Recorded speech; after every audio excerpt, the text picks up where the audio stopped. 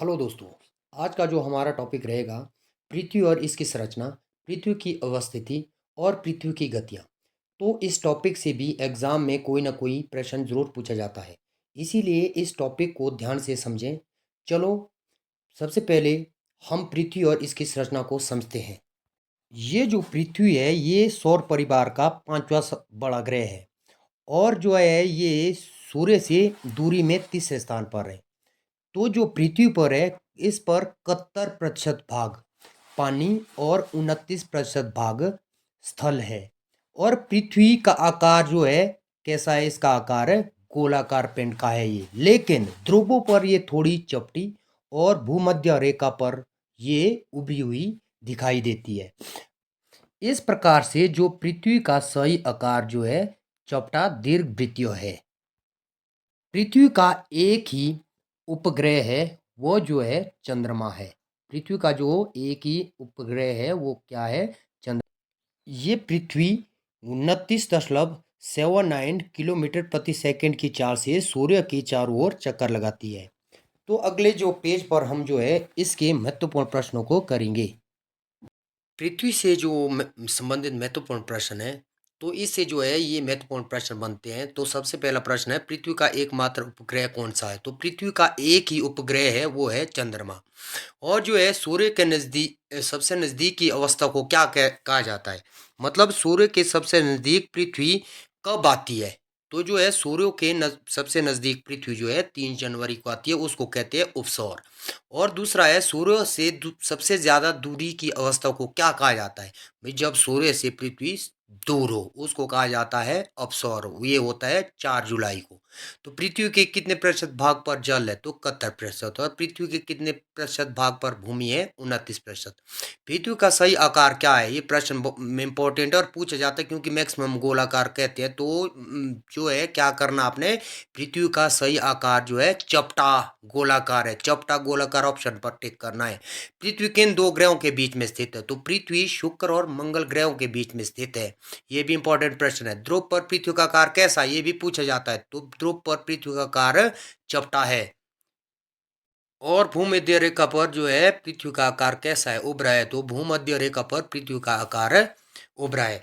अब हम जो है पृथ्वी के संरचना के बारे में जो है अगले पेज पर पढ़ेंगे। तो पृथ्वी से संबंधित, ओनली पृथ्वी अर्थ से संबंधित जितने भी इम्पोर्टेंट प्रश्न है वो जो है इसमें से ज़्यादातर पूछे जाते हैं।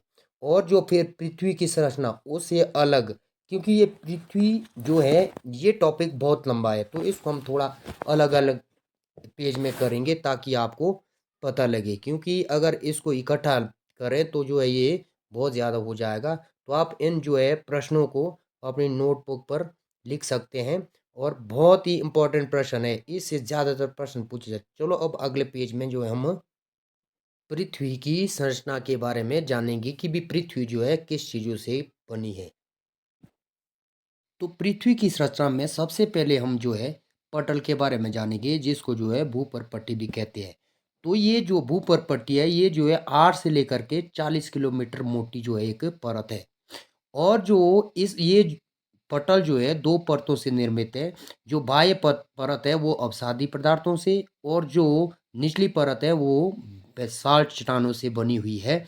यह सिलिका व मैग्नीशियम से निर्मित है। तो ये है पहले क्रस्ट, मतलब भूपर पट्टी। तो जो इसका अगला होता है आंतरिक जो इसका भाग होता है वो होता है मेंटल। मेंटल जो है इसकी गहराई 2900 किलोमीटर तक होती है। इसकी ऊपरी परत को एस्थिनोस्फियर कहते हैं। यह द्रव के रूप में होती है। यहाँ पर भूकंप तरंगों का वेग जो है रुक जाता है।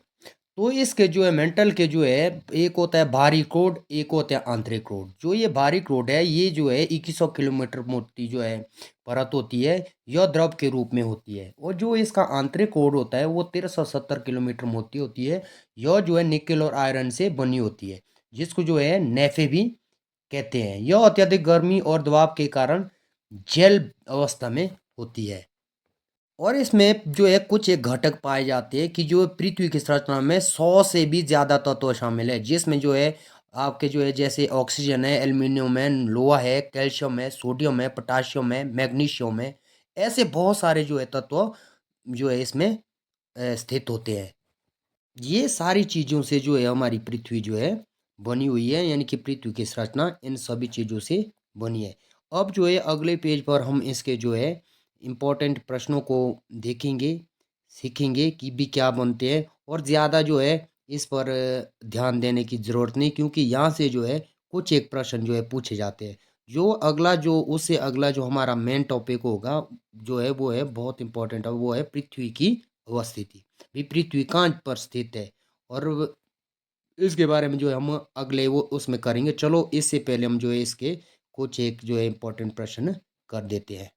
पृथ्वी की संरचना से संबंधित कुछ इम्पोर्टेंट प्रश्न इस पेज पर दिए गए हैं, तो आप इनको जो है अपनी नोटबुक में लिख सकते हैं, और आगे के जो पेज में हम जो है पृथ्वी की अवस्थिति के बारे में सीखेंगे। पृथ्वी की अवस्थिति को जानने के लिए हमें सबसे पहले देशांतर रेखाओं और अक्षांश रेखाओं के बारे में पता होना चाहिए। तो सबसे पहले हम करते हैं देशांतर रेखाएं। जैसे जो ये देशांतर रेखाएं होती है, ये जो है उत्तरी ध्रुव को दक्षिण ध्रुव से मिलाती है। हम इसको ये भी कह सकते हैं कि एक ध्रुव से दूसरे ध्रुव को मिलाने वाली काल्पनिक रेखाओं को देशांतर रेखाएं कहते हैं।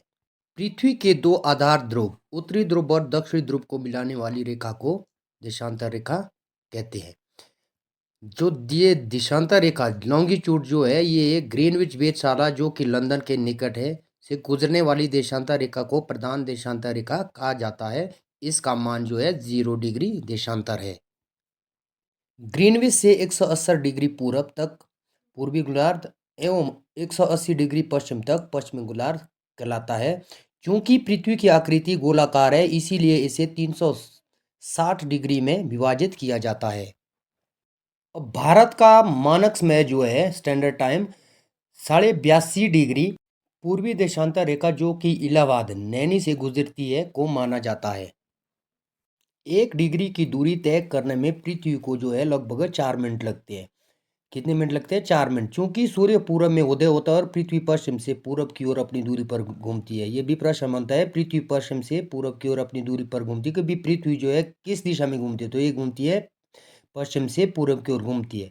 इसीलिए जो है पूरब का समय आगे और पश्चिम का समय पीछे रहता है। इसी कारण पृथ्वी के सभी स्थानों पर अलग अलग देशांतरों पर अलग अलग समय होता है। मतलब इसमें हमने देशांतर रेखाओं के बारे में पढ़ा। इसमें सिर्फ याद इतना रखना है, जो है नीचे से ऊपर की ओर रेखाएं जो आप जो है ग्लोब पर देखते हैं वो है आपकी देशांतर रेखाएं। जो मतलब उत्तरी ध्रुव और दक्षिण ध्रुव, जैसे आप चित्र में भी देख सकते हैं भी उत्तरी ध्रुव और दक्षिण ध्रुव जो नीचे से ऊपर बारीक रेखाएं हैं, इनको जो हम देशांतर रेखा कहते हैं। अब जो है अब हम अक्षांश रेखाओं के बारे में सीखेंगे कि ग्लोब पर खींची गई समांतर रेखाओं को अक्षांश रेखा कहते हैं, मतलब लैटिट्यूड कहते हैं। जो ग्लोब पर जो है पूरब से पश्चिम की ओर खींची गई है बारीक रेखा, उसको कहते हैं हम अक्षांश रेखाएं।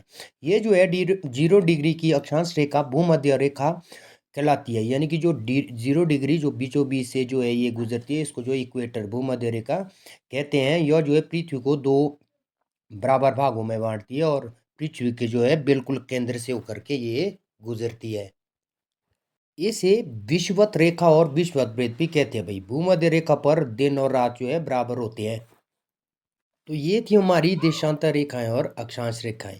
अब हम जो है इसके महत्वपूर्ण प्रश्नों को जो है अगली पेज में जो है करेंगे, तो उनको जो है आपने ढंग से जो है अपनी नोटबुक में लिखना है। वो जो है आपके एग्ज़ाम में बहुत काम आएंगे। इस टॉपिक से संबंधित यहाँ कुछ महत्वपूर्ण प्रश्न हैं, इनको जो है आप अपनी नोटबुक पर जो है नोट करें, और जो है इनको जो है पढ़ें। इससे जो है पेपर में प्रश्न पूछे जा सकते हैं। जैसे जो है एक बात याद रखना, जो ये पृथ्वी है मैंने एक नोट करके दिया है तुम्हारे को भाई। पृथ्वी पूरब से पश्चिम से पूरब की ओर अपनी दूरी पर घूम, तो पेपर में ऐसा प्रश्न पूछा जाता है, इसका खुद बनाना प्रश्न भी। पृथ्वी जो है अपनी दूरी पर किस साइड घूमती है मतलब। तो आज के वीडियो में बस इतना ही। तो जो ये टॉपिक है ये बहुत ही इम्पोर्टेंट टॉपिक है। जो भी प्रश्न आपको बताए गए हैं इनको जो है आपने ज़रूर जो है याद करना है। चलो मिलते हैं अब नेक्स्ट वीडियो में।